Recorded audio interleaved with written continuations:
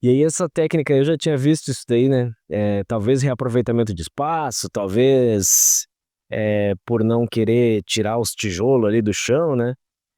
Aparentemente dá para fazer se o terreno for bem adubado, né? For bem irrigado, né? Eu tenho as minhas dúvidas, né? Mas enfim, tá aí o vídeo, dá para ver, ó.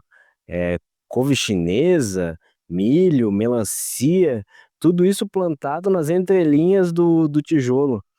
Esse solo é muito bem adubado, assim, ó. Isso daí devia ser um potreiro, devia ser um galinheiro, alguma coisa assim, porque não tem como nascer uma fruta tão saudável assim, as folhas também tão bem irrigadas se não tiver um solo muito apropriado, né?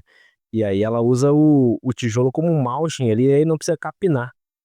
E aí, vai tentar aí na tua região? Curtiu? Segue a gente no rancho.